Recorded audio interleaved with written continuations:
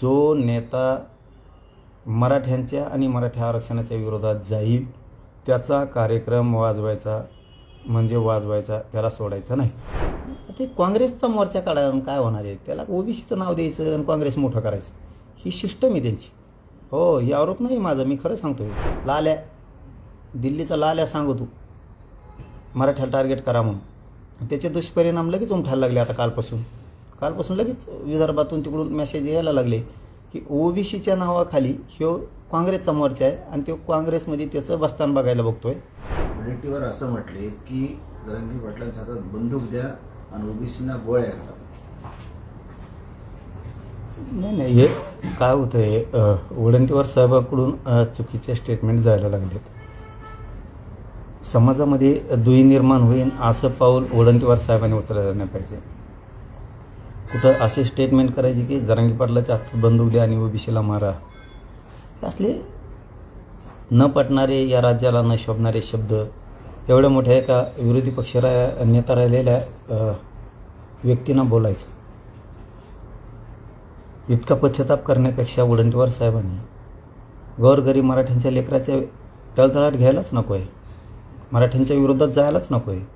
जर तुमच्यामुळे तुमचा पक्ष संपणार असला, मराठ्यांविषयी तुम्हाला एवढी दुश्मनी दाखवायची असेल तर तुमचा पक्ष नक्की संपणार. त्यात दुमत असल्याचं काही कारणच नाही. आणि इथून पुढं मराठ्यांनी ठरवलंच आता की जो माणूस आपल्या विरोधात बोलन ना त्याला आता धडा शिकवायचा. इथून पुढं त्याचं राजकीय करिअर उद्ध्वस्त करून टाकायचे मराठ्यांनी ठरवले. दयामाया करायची नाही, विसरून पण जायचं नाही, हे मराठ्यांनी कायम ठरवलं आहे. आता होतं ते इथून मागं की एखादा नेता आमच्या मराठ्यांच्या विरोधात बोलून जायचा आणि आम्ही काही कालांतरानं ते सोडून द्यायचो, पण त्याचे दुष्परिणाम खूप वाईट भोगावे लागलेत आम्हाला मराठ्याला. त्याच्यामुळे इथून पुढं कडवट वागायचं, आता विसरायचं नाही, जातवान वागायचं. संधी आली की टप्प्यात आला की कार्यक्रम त्याचा वाजवायचा, ही भूमिका आता मराठ्यांनी पार पाडायची. जो नेता मराठ्यांच्या आणि मराठा आरक्षणाच्या विरोधात जाईल त्याचा कार्यक्रम वाजवायचा म्हणजे वाजवायचा, त्याला सोडायचं नाही. आता ते मोर्चा काढाले मराठा आरक्षण मिळू नये म्हणून वडेट्टीवार साहेब नागपूरला, आणि जे रद्द करा म्हणून. ते काँग्रेसचा मोर्चा काढून काय होणार आहे? त्याला ओबीसीचं नाव द्यायचं आणि काँग्रेस मोठं करायचं, ही सिस्टम आहे त्यांची. हो, ही आरोप नाही माझा, मी खरं सांगतोय. नागपूरहून आता आमच्या कुणबी मराठ्यांचे आम्हाला फोन येतात म्हणून बोलतो. ते म्हणतात आता ओबीसीच्या नावाखाली शिव काँग्रेस मोठं करायला लागला, याचं राजकीय दुकान चालवायला लागलं आहे वडेट्टीवार. हे आता विदर्भातले मराठी बोलायला लागले. शेवटी काय बरं का, लक्षात घ्या, मीडियात बोलायचा विषय नाही आहे हा, पण काय शेवटी मराठा आणि कुणबी या राज्यातला आम्ही एक, आम्ही रक्तमासाचे ते एकमेकाचे. ती विदर्भात असले, आम्ही मराठवाड्यात असलोत म्हणून काय झालं? शेवटी आम्ही रक्तमासाचे पाहुणे आहेत. आमची जात एक आहे, आमचा कुळ एक आहे, आमचा धर्म एक आहे, आम्ही सगळे रोटीबिटी व्यवहार आमचे एक येतं, आमचे रक्तमासाचे नाते आहेत एकमेकाबरोबर.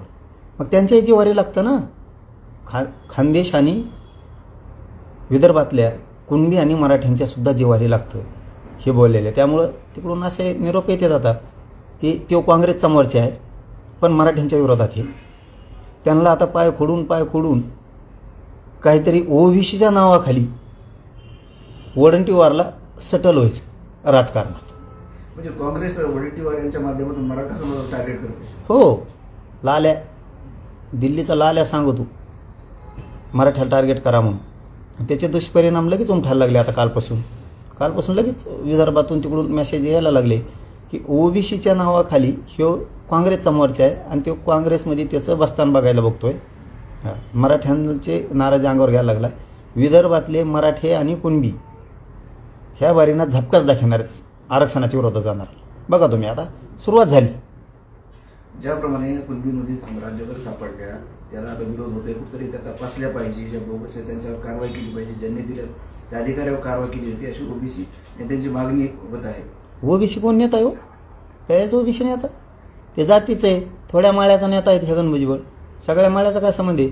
अरे माळे बांधव गावागावात मराठ्यांसोबत आहेत, मराठे माळ्यांसोबत आहेत, धनगर मराठ्यांसोबत आहेत, मराठे धनगरांसोबत आहेत, लामानी समाज आहे, रजपूत समाज आहे, कायकाडी, लवारे, कुंभारे, डोवारे, सगळ्याच जाती आहेत. एक दोन सोडून द्यायच्या आता जाती इथून पुढं. यांच्या पुढंच करायचं नाही मतदानासाठी आता मराठ्यांनी. एकदम साईडलाईन बाजूला सरकायची. त्यामुळं बोगस आरक्षण खाणाऱ्यांनी खऱ्या आरक्षणाला बोगस म्हणायची त्यांची इच्छाच कशी होती हेच आम्हाला कळत नाही. हेच बोगस आहेत सगळ्या दुनियाचे. लावण्याचं आरक्षण खातेत, बंजारा समाजाचं वाटोळं करून टाकलं. बोगस आरक्षण दुसऱ्या जातीच खाल्लं म्हणलं आम्ही तुमच्यासारखे दिसतो म्हणे. हे कोणासारखे हे दिसत येत, हे खातेत आणि हे काय बोगस म्हणणार आहेत. अहो ओरिजिनल कुणबी नोंदी आहेत ते कायद्यानं शोधलेल्या आहेत, म्हणजे शिंदे समितीने शोधलेल्या नव्हतं. ओरिजिनल अस्सल नोंदी आहेत. एक बी नोंद रद्द होत नाही, प्रमाणपत्र बी नाही झालं ना मग सांगतो यांना. यांना काय करायचं हे दोघा तिघाला, हे परळीची लाभार्थी टोळी आणि ह्यो येवल्याचा त्यो जातीवादी अलीबाबा, यांना काय करायचं आहे, फडणवीस गेअरमध्ये आणायचं. मराठा हा फडणवीसांकडून भाजपाकडून जाऊ द्यायचा नाही. काहीतरी विघ्न संतोषी शब्द बोलायचे आणि जातीय तेढ निर्माण करायचा, हे ह्या दोघा तिघांनी ठरवलं आहे. परळीची टोळी ते 2 आणि हे 1 या 3 ठरवलंय. कळून तर द्यायचं नाही, देवेंद्र फडणवीस पेशी राहायचं. आता अशी कुजबूज कुठं आहे, येवल्यात पण आहे, परळीत पण. कुणी ना कुणी त्याचं ऐकतं. जुनी मन आहे बघा, भीतीला कान असते. मग काय करायचं, आपण कशामुळं मराठ्यांच्या विरोधात बोलतो असं त्यांच्या ज्यावेळेस चर्चा चालली, परळीत असो किंवा येवल्यात असो, काय करायचं म्हणे मराठ्याच्या आडून आरक्षणाच्या JRच्या आडून काय करायचं, ह्यो फडणवीसच खड्ड्यात गेला पाहिजे. एवढं मोठं षड्यंत्र शिजायले. आता आपल्यापेक्षा हुशार देवेंद्र फडणवीस येतात आणि त्यांच्याकडे यंत्रणा पण आहे ना, त्यांनी याच्यावर बारीक लक्ष दिलं पाहिजे. हे खरंच होतंय का. खूप मोठं षड्यंत्र शिजायला लागले ते दोघं तिघं. ओबीसीच्या नावाखाली आरडून डॅमेज करायचं फडणवीसला, फडणवीस गिअरमध्ये आणायचं. ही सुद्धा यांची राजकीय अस्तित्वासाठी प्लॅनिंग सुरू आहे. आणि त्यांच्यात ना नुसते श्रेयवादाची लढाई सुरू झाली. मी ओबीसीचा नेता का तू ओबीसीचा नेता, तू ओबीसीचा नेता का मी ओबीसी नेता, नुसती वडाताड सुरू झाली.